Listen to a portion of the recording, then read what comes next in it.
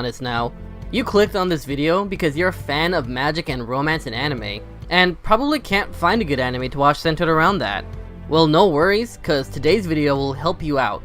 But keep in mind that this list is my opinion, and if you disagree, feel free to let me know why in the comments below. And before we start guys, be sure to like the video, subscribe, and share to other fellow otakus so we can grow the channel and community. With that being said, let's get into the video.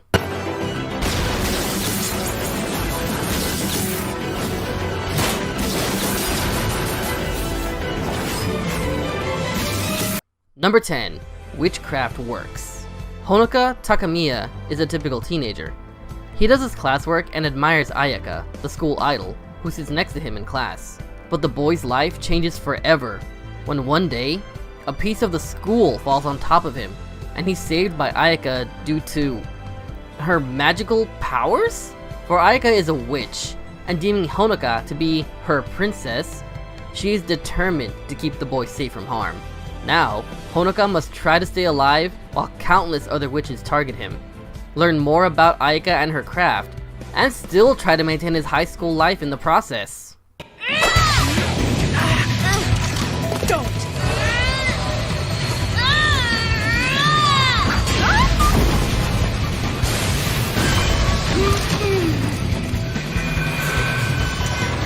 Number 9. Mai Hime. Guided by a star only they can see. A group of maidens, known as the Himes, have begun to gather at Fuuka Academy. These young women have been endowed with dangerous supernatural powers that they can use to their heart's content.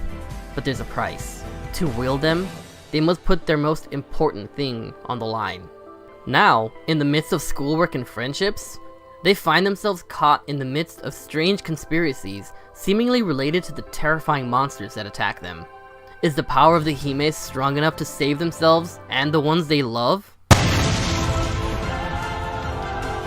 He is a demon, for no earthly living being possesses the power to resist him.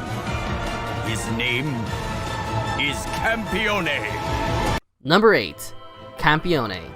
After inadvertently managing to kill the god Verathranga, taking his divine powers in the process, the once typical teen Godo's life changed forever. Now a Campione, a god slayer, the boy constantly attracts both gods and other Campione's attention alike, not to mention the affections of a powerful knight, Erika. Whether he's dodging Erika's advances, proving his strength to others, or taking down gods who will wreak havoc on the planet, Godo's new life is anything but normal.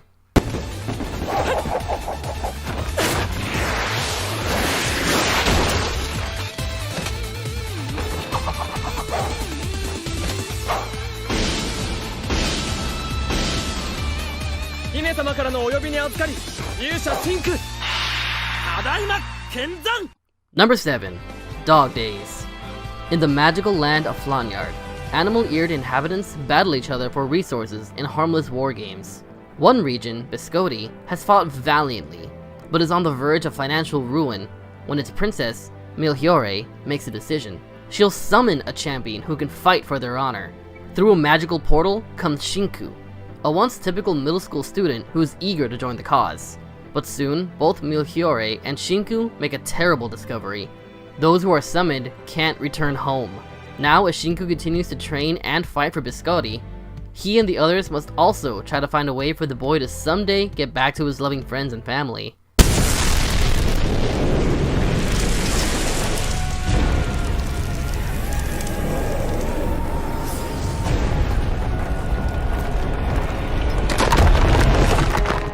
Is that some kind of demon? Number 6. Record of Grand Crest War. Atlanton, a land ruled by chaos. Fearing disaster brought about by chaos, the people lived protected by lords, those with the power of crests used to suppress the chaos. However, the lords decided to abandon the concept of protecting the people and turned against each other, stealing each other's crests to gain dominion over one another. Among these people are Siluka, a lone mage who despises the lords, and Theo, a vagrant knight training to someday liberate his homeland. Enticed by Theo's ideals, Siluka's coercive tactics have the two forming a contract, and together reform a war-torn land.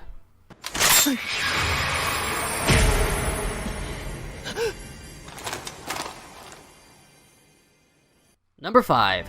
Blast of Tempest. Hakaze, princess of the Kusaribe mage clan, has been betrayed and marooned on an island by her own people.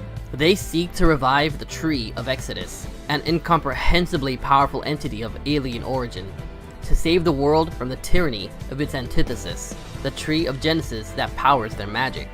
Hakaze, however, believes their efforts put humanity in jeopardy, and with her power limited, she can only reach out to the world to beg for aid. Her call reaches Mahiro Fuwa, a young man grieving the mysterious death of his sister, Aika. He and his friend Yoshino agree to help, on the condition that Hakaze track down Aika's killer with her magic. The deal is made, and the battle that will determine civilization's fate has begun. Conclusion. This incomprehensible, extraordinary power is that of the legend! Number 4. The 7 Deadly Sins. The kingdom of Leonis is thrown into turmoil when the king's holy knights are corrupted by a distinctly unholy demonic power. The land's only hope is a band of powerful warriors, known as the 7 Deadly Sins, an exiled group of oddballs who seem to spend as much time fighting each other as they do fighting their enemies. Princess Elizabeth desperately seeks their aid, but the leader of her would-be savior turns out to be an undersized pervert with a broken blade and a talking pig. They are soon joined by a jealous giant, a fussy fairy, and an immortal bandit pining over his lost love. Go Flying Blade! The Ripper!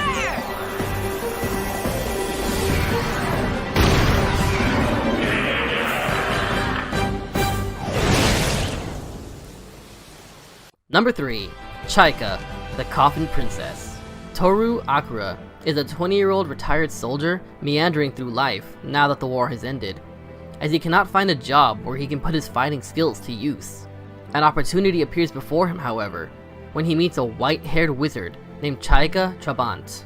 With a coffin on her back, she is searching for the scattered remains of her father in order to give him a proper burial, and she hires Toru and his adopted sister Akari to help her. However, the Six Nations Alliance, which have now formed the Council of Six Nations, dispatches Alberic Gillet and his men from the Kleeman Agency to pursue and apprehend the late Emperor Gaz's daughter, Chaika. Kill, squirm and ensnare my enemy. Chapter of Capture, page 8. Kaplata. Grant me power, for I am Zero.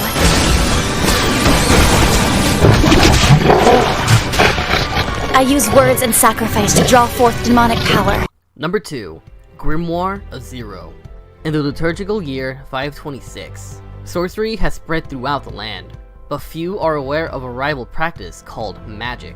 One day, a half-man, half-beast mercenary who has found himself on the run encounters a beautiful witch known only as Zero. Zero makes him an offer. If he escorts her on this search for her stolen grimoire, she will help him gain a human form. Despite his hatred for witches, the nameless mercenary accompanies Zero and guards her as she sets out to reclaim a book that has the power to destroy the world. Neither my friends nor my family are here as your playthings!